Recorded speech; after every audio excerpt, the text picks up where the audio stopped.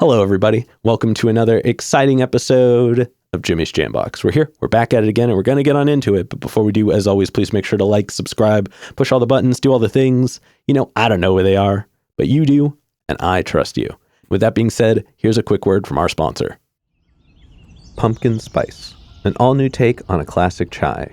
Robust and seasonal with organic black tea, ginger, nutmeg, allspice, and real pumpkin. The Brothers Apothecary. Fine teas and remedies. All right, thank y'all so much for watching again. Shout out The Brothers Apothecary. Make sure to click the link below. Go check them out. Guarantee you're going to like it. But with that being said, let's go ahead and get on into it. Here is today's guest. What's up, y'all? I'm ETTHEPROPHET. How y'all doing today? Hello. Thank you so much for joining us. Of course, man. Thank you for having me. Yeah. Blessing. Thank you. Why don't you tell us a little bit about, where you're from, what you do, give us that Tinder profile of your involvement with music. Yeah, Tinder profile, shit. Well, like I said, my name is ETTHEPROPHET.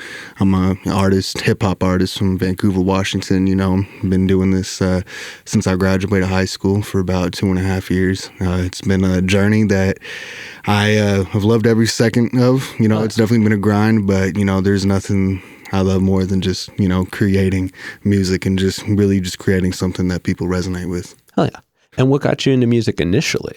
I will say I've always been a musical kid, right? You know what I mean? I grew up loving rap music. I grew up loving Neil Young. I grew up just loving music in all aspects, right? And I did choir when I was a kid from 4th grade all the way up to high school. Okay. And, basically just always kind of had a background of which, I knew that I wanted to do something. Yeah. I just never knew what. But got into music by basically just saying, fuck it, one day. I was in LA with my grandma, and I wanted to book some studio time. Just because I was recording with some friends a few weeks before I left for a trip, and I was like, hell, why not? You know what I mean? I was riding some juice I must have had. I was sipping on weeks before, but yeah, man, I ended up recording about 5 songs in a 2-hour session in LA, and I didn't know it at the time, but towards the end, God told me he was producer that worked with MGK. You know what I mean? I don't listen to MGK's music or nothing like that, but for my first time being in an actual studio, having somebody tell me hey, you can do this shit. I don't see people, making 5 songs in 2 hours. And, those 5 songs, were not the best songs. You know what I mean? No. But, it was definitely something to, get the ball rolling and, facilitate, what comes next. Yeah, it shows your tenacity as well. Yeah, no, most definitely. I would hope so. You know what I mean? Hell yeah. No, that's a really impactful first moment for at least primary moment for sure. Oh yeah. Most definitely. And then for this next question, this is just a couple core ones that we ask everybody. Right. But this first one, it's one we ask early, it's one we ask often, and it's definitely a crowd favorite. What was the first album you ever bought with your own money? Forest Hills Drive. 2014 Forest Hills Drive, J. Cole. Okay. Yeah, I remember I bought that shit on iTunes back in the day because my mom, we used to pirate all the music. Allegedly. I swear to God, my dad's name's on some file somewhere for the shit he would download. But yeah, man, I remember it wasn't available on the pirating websites back then. So I just said, fuck it, spent $13 or whatever it cost for an album back then. And I just remember thinking to myself, I was like, this is the best decision I could have made. If I was going to spend $13 on a piece of music, I was like, this is it right here. Yeah. You know what I mean? This is the day it came out and shit. Too. Oh, hell yeah. Yeah, no, it was dope. It was so dope. I mean, even if it was online, I think purchasing music, there's this weird feeling of ownership when you have it, even if it's digital. That I think still feels cool, you know what I mean? No, most definitely. I got into vinyls slowly when I started making music. And what was the first record that you ever bought? Oh, let me think about that real quick. Because I was gifted a lot of records early on, but the first record that I ever bought with my own money was Astroworld. Okay. Astroworld. I bought Astroworld with my first, as my first little, collector's piece, I went to the tour in 2018 was my first rap concert I ever really went to, which was kind of set a standard for me. You know, me and my mom went. Shout out moms, you know what I'm saying? But, you know, it was just one of those things to where like you said, owning a piece of that music is special. Yeah. You know, I mean, it's really hard to do that nowadays, you know, with streaming and, you know, just the way that music is, you know, given to, you know, the public. You know, it's hard to have any sort of say in the way that you care about music other than just swiping and scrolling. Yeah, having it be a less tangible object that it kind of exists as like just a scrollable entity on the phone. Just a file. Music is just files now. Yeah. You know, well, I mean, it's the way it's received. Yeah. Music isn't at the beginning. Yeah. I mean, I guess in the recording process it can be, but we won't get into that one now. Let's keep going through some of these on you. That's a good topic for later in the interview. Yeah. But just a couple more foundation ones. What was the first live show you ever went to that was like one you wanted to go to? Ooh, well, the first ever live show I ever went to, and I didn't really have a say just because, you know, my mom, she won tickets on the radio, was Pearl Jam back in 2009. Okay. And that was dope. If you're going to not have a say in it, at least it was a good show. Yeah, no, it was a dope show. I still remember it. It was at the Ridgefield Coliseum. How old were you, if you don't mind me asking? I was 2008, 2009, somewhere around that. I was 5 or 6 years old. Damn. Yeah. I'm a 03 baby, so. Damn. Well, I mean, like, that's such a powerful musical experience at such a young age. No, that shit was amazing. You know, of course, like, you know, little things like the Nutcracker, but the first, concert I really want to go to, like, was like the Travis Scott one. But I'd say other than that, I really like going to see G Herbo. I saw him at the House of Blues in San Diego. Hell yeah. And it was a really amazing venue, intimate space, but you know, I wasn't the biggest fan of his music, right? It was just, you know, me going with my cousin who's a little older than me, you know what I mean? Tickets were $20. Yep. Can't really beat it. Yep. But, you know, I was just standing right next to him, you know what I mean? And he was like, you know, surfing the crowd, and I didn't think he was the type of dude to crowd surf, but I saw this motherfucking Chicago dude, you know, crowd surfing. I was like, oh shit, that's dope. And I really liked that experience. Hell yeah. But overall, my favorite one, Slipknot. Slipknot was my favorite concert. You know, you're not the first person to say that about them. On this show? Yeah. Okay. Because if slowly... I went to the Ridgefield one last time, I was in the pit and I was beating up old dudes. Imagine my dad's face on him and shit. You know, it was crazy, man. It was crazy, dude. You know, it's leading out that trauma. No, but I'm just fucking around. But, you know, Slipknot, I didn't know too much about their music beforehand. No, they're definitely an experience. Dude, it was one hell of an experience. Hell yeah. Hell of an experience. Hell yeah.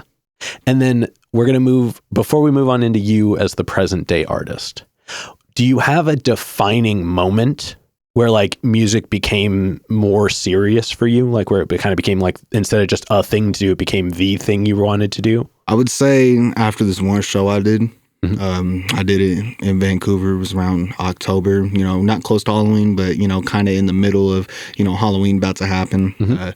It was one of those things to where I brought out my brother and now one of the artists I managed, BB and Bosco.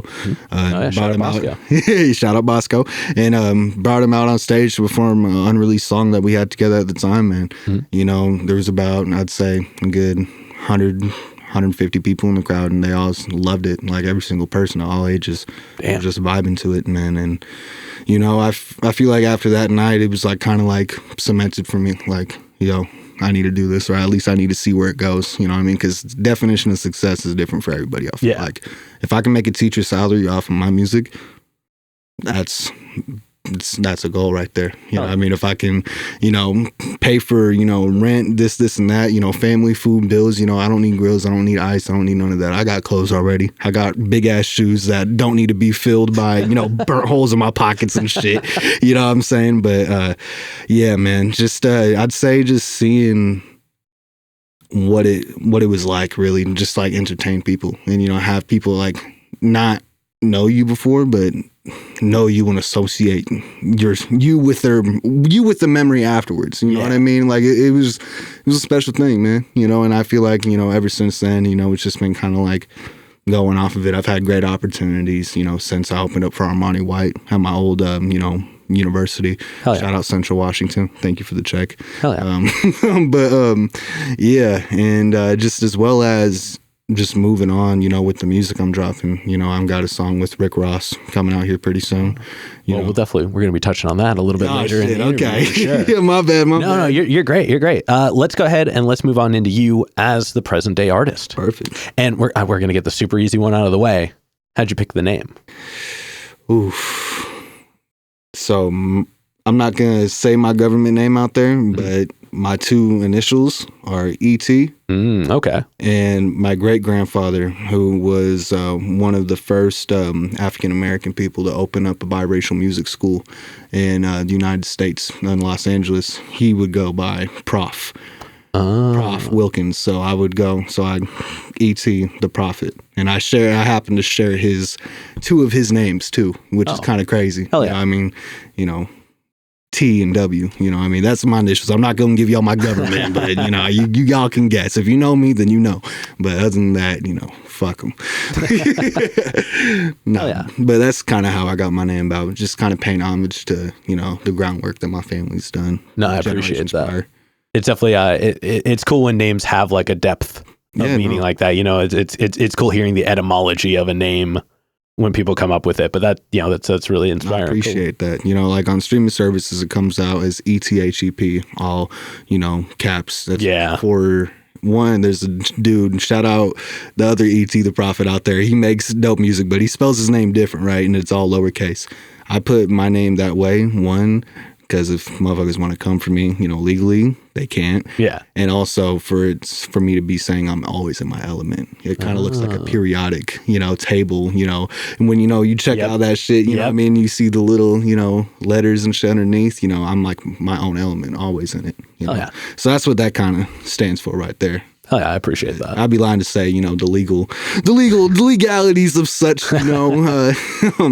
definitely swayed me in the other direction at first. Fair. Well, it's definitely an appreciated name now. Most definitely. And then let's go ahead and let's talk about your writing process. And we're going to break it up into a few pieces, but we're going to start right at the beginning.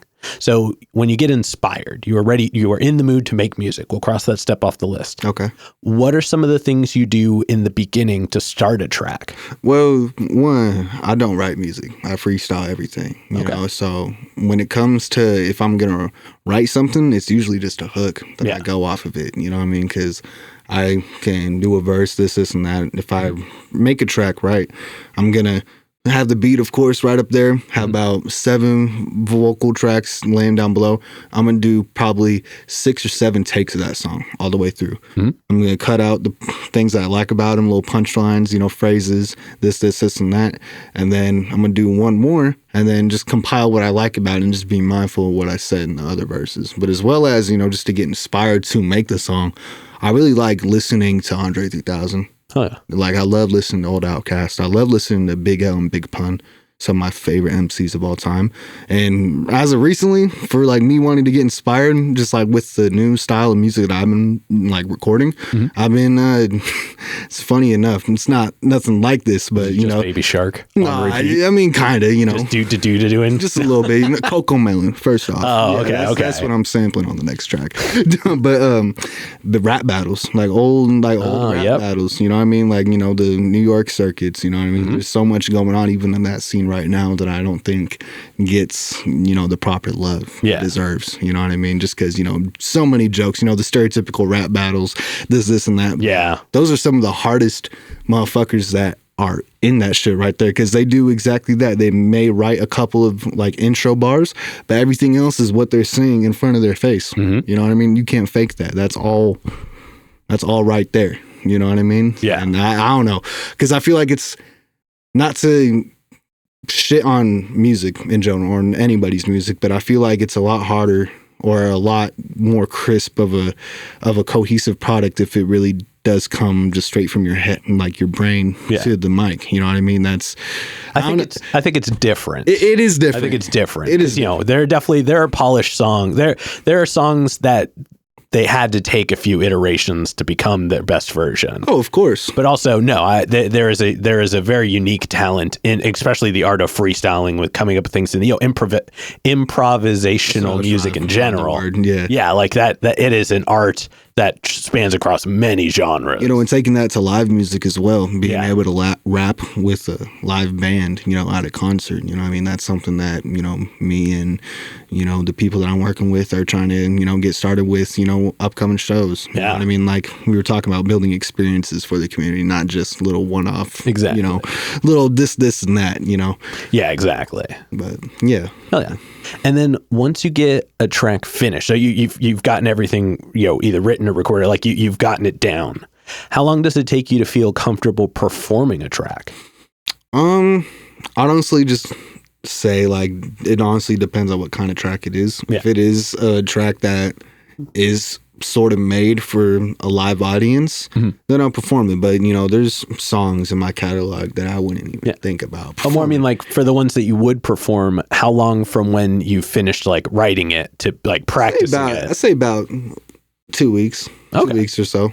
Just like learning the lyrics. That's about it. Learning the pauses, learning the time. Sending it to a mixer so he can make a live version of the instrumental. And get that shit all right and do it the right way, man. Hell yeah. Hell yeah. Hell yeah.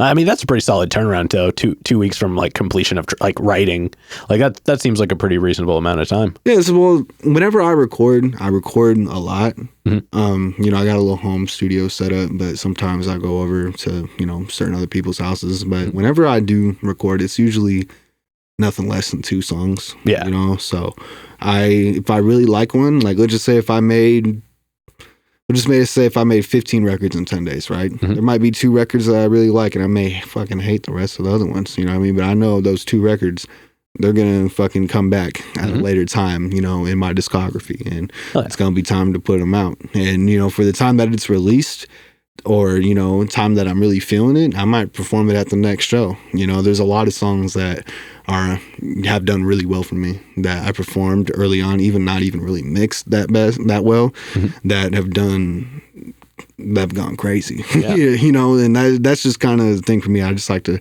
taste, taste tester, just do it that way. I mean, that, and it never hurts to put out different stuff. Oh, most definitely. Like, I think, you can get a wide audience of people who, once they appreciate part of your sound, can find ways to appreciate the rest of it. Oh yeah, most definitely. Oh yeah. Yeah, no, I would hope so, just because I feel like artists, being, just staying the same, but also, look at artists like Roddy Ricch, they changed it up and people are saying that he's a Z-list. Yeah. You know what I mean? It's just, it's crazy. I feel like changing your art for yourself is just the best thing, you can do at the other point, not really doing it for other people's ears or other listeners. Oh yeah. And actually, this kind of ties into this well. For this next question, I want you to look at your current sounds, so like songs you're performing currently, songs that you've like just finished up or are about to come out, and tell us some things you like about the sound. It's like the characteristics and the traits and things like that. I got this one record coming up called Ken Griffey, and it was made on a sad Wednesday night.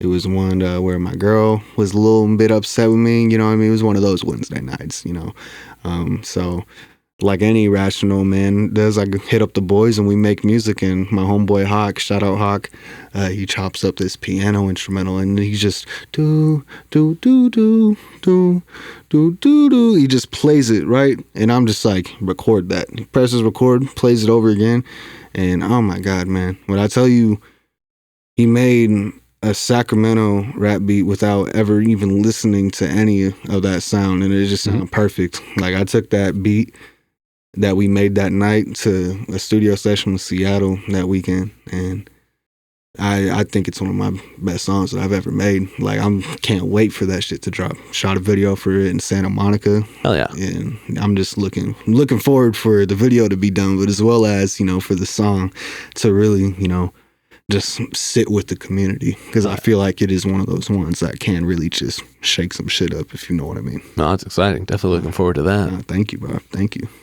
And then for this next one, we're going to look a little more inward. We've talked a lot about your experiences with music, the things that happen, the actions, the reactions. But what is it when it's just you and the music one-on-one? What does the music give back to you? I'd say the music gives back to me a sort of kind of childlike feeling that I can only describe as joy. Whenever I create something, right, I don't really come in with the expectation to create a good song. But, of course, as an artist, we go through days to where we record, we're not feeling it, but we still have it, just saved in the files, for whenever we want to switch it up or leave it for the fucking graveyard. You know what I mean? I'd say whenever I can get that one that I really like, the one that I want to take it into my car and just hear it on speakers, I'd say that is what I do music for. It's just basically having that feeling of, if I like this, I know somebody else is. And if somebody else likes this may be somebody else's favorite song. And that may contribute to a chemo in that person's life. They may be getting married at this time. They may be, their moms might be passing. You know what I mean? You never know where you can help somebody out with your words. And I feel like music is one of the most impactful ways of energy that we have on this planet. And, being able to impact people with your words is, a very, very, very sacred thing. I feel like if you're not saying the right shit, then you get denounced. But if you are saying the right shit at the right time, then it's kind of like one of those things where it's up to you, in my opinion, to really just make the most out of it. But I would say mostly whenever I make music and what I make music for, it's ultimately just up to what I feel like I would want to hear when I was fucked up. You know what I mean? I had a great life growing up, but, teenage years, getting kicked out at the start of COVID. Yeah. You know what I mean? Having couch surf on friends' houses. I know they didn't want my ass there. You know what I mean? Yeah. It's just kind of like one of those things. So what would that version of me want to hear? What would take him to a different place? You know what I'm saying? So no, I appreciate I'd say that's what that is. You know what I'm saying? Yeah, thank you. Yeah, no, thank you for asking that question, because it really had to make me think about it. You know what I mean? Kind of gave me the words to really speak how I feel about it, because I never really asked myself that question, because I make music because I love to do it, and I genuinely see myself being able to sustain a future family with it. You know what I mean? At least I hope that's the goal. You know what I mean? Like I said, teacher salary or whatever, I'm gonna make sure that I gotta do what I gotta do. Yeah. You know what I mean? If that's from music, you know what I mean? Of course, having, other side hustles and, getting shit the way you need to. Yeah. But as far as for music, man, shit saved my life countless times. Oh, yeah. And without it, then I don't know where I'd be right now. I'd probably be, same place here. I wouldn't be here. I'd be here right now. I'd probably be in Vancouver, right? Just kicking it, going to school, convince myself, oh yeah, I like this business degree, that a motherfucker can get the same job if he knows the guy that's hiring me. Yeah. You know what I mean? For little practical, no experience. No, you know what I mean? And that's just how I live life, man. We're about to go to war, dude. I want to make music for as long as I can, man. The fucking world is fucking burning right now, man. Yeah, I feel it. Like, when God rests all those souls, beautiful souls that we've lost, you know what I mean, going through this conflict all around the world right now. But it's just, we got to do what makes us happy. Yeah. No. And if what makes us happy and while we're doing it doesn't hurt anybody, doesn't negatively affect anybody else while we're doing it, then why not do it as long as we can and try to prosper through those, sacred rules of not stepping on other people's necks to get there, doing it the right way, engaging with the community, engaging with artists that are smaller than you just because, you may have an ego, but ultimately that was you at one point. Yeah. So, I feel like it's all connected in some way. The way people act is the way they are scared about the world. You know what I mean? Because uncertainty is around us more than it ever was. Yeah. Especially today's day and age. Yeah, definitely a lot going on. Too much fucking going on, if you ask me. Yeah. Well, let's go ahead. Let's move on to this next segment. And these ones, they're all hypothetical questions. Perfect. And they're all made up, so the answers are too. But for this first one, if you could work with anybody, any one person, the only requirement is they have to be alive. Who would you want to work with, and how would you want to work with them? Can I give you a top 3 or just one? We're going to make you pick one. Yeah. All right. I'm going to have to say 3 Stacks, Andre 3000. Okay. Hell yeah. And how would you want to work with them? Oof. an Outkast reunion. Okay. Yeah, you know what I mean? If I got 3 stacks, you know, I know Big Boy's somewhere. I know he's... So you're going to squeeze in a second person anyway. I'm going to try to, motherfucker. Come on now. I'll accept that. I will accept Outkast. I mean, I could have just said Outkast. I'll accept Outkast as a single entity. Okay. We'll let that slide for this one. Yeah, no, shout out Outkast, man. Fucking goats. Hell yeah. Yeah. Hell yeah. And then subsequently, who's a local artist that you're aware of that you haven't gotten to connect with yet, but you would like to? I would really, really like to work with Mike Jack. Oh, yeah. He's not sort of like local. He's regional. Yeah, he's a Seattle artist, but it counts. If we're talking if we're talking local, I'd really like to work with Prada Sage. Okay, Prada Sage is dope. Yeah, Prada Sage is dope. You know, there's another guy I just saw him on Instagram today. Who the fuck am I thinking of? God damn it! I'll tag it in the comments. I forgot what it was, but I'll put it in the comments. God damn it! Yeah. No, I mean those are definitely solid choices. Yeah, no, Prada Sage is fire though. Yeah. And then for this next one, you know, sky's the limits. But if you could perform anywhere in the world, and you wouldn't have to worry about crowd access, building stability, power, guaranteed best lineup, guaranteed best show, and it doesn't have to be a venue. Where would you want to perform? That tall ass building in Dubai. Okay. Yeah. Hell yeah. Yeah, that's what I would do.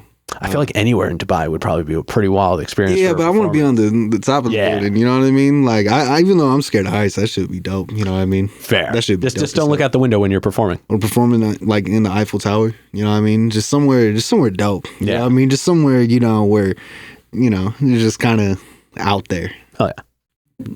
And then to wrap up the hypothetical questions, if you could get one more album from anybody, they could be alive, they could be dead, they could have put out an album yesterday, they could have not put out an album in 100 years, who would you want an album from? I would want an album from Prince. Hell yeah. Yeah, I would want an album from Prince. I think he would have too much to say today. Oh man, yeah. I think Prince, like, you know, I was gonna say Michael, and like I love Michael. Don't get Mike, King of Pop. Yeah. You know what I mean? But Prince, man, it's just something different about Prince. Like, you know, just the all around creative, you know, directing movies, you know, fashion, you know, fucking, you know, just the way he trailblazed, you know, he walked literally so other motherfuckers can run, you know, so I'd have to go with Prince. Hell yeah. Honestly. Definitely a solid choice. Thank you. I appreciate that. All right. Now we're going to go ahead and start wrapping this up. What can we look forward to in, let's say, the first half of 2024? First half of 2024, you guys can look forward to a couple of things. I would say, one, got a song with BB and Bosco and Rick Ross dropping on Valentine's Day. Hell yeah. Looking forward to that.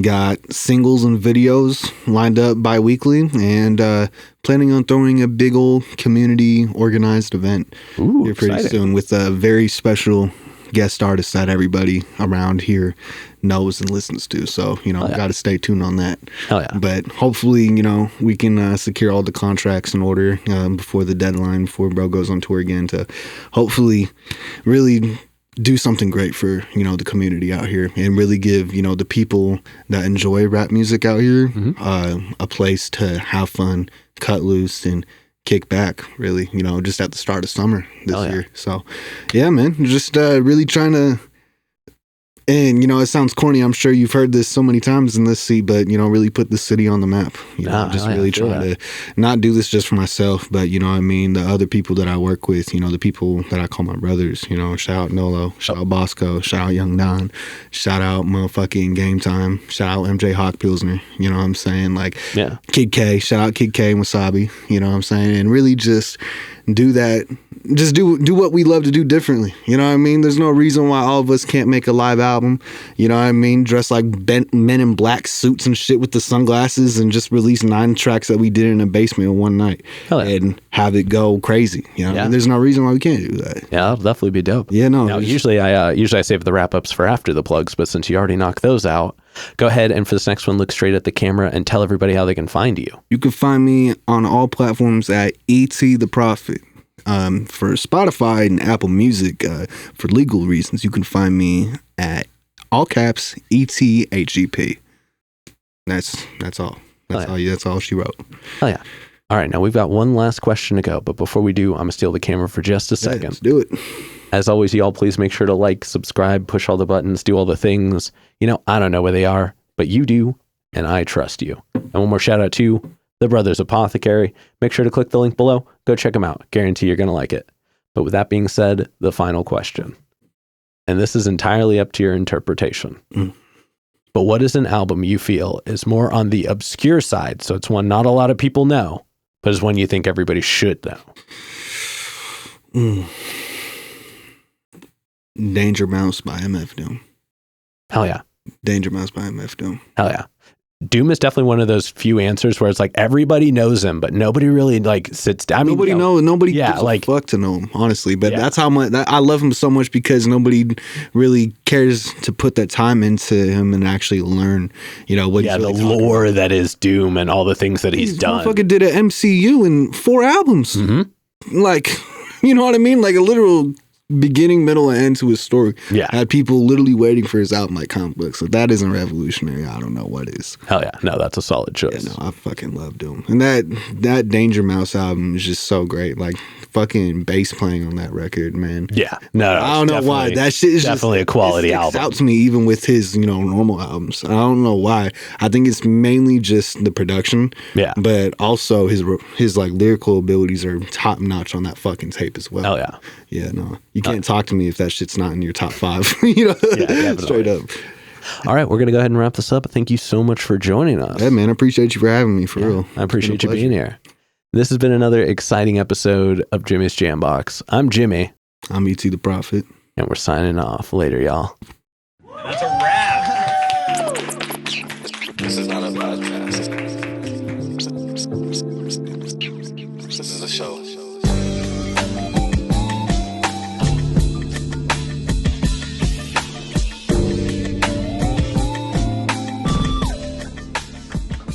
Keep jamming.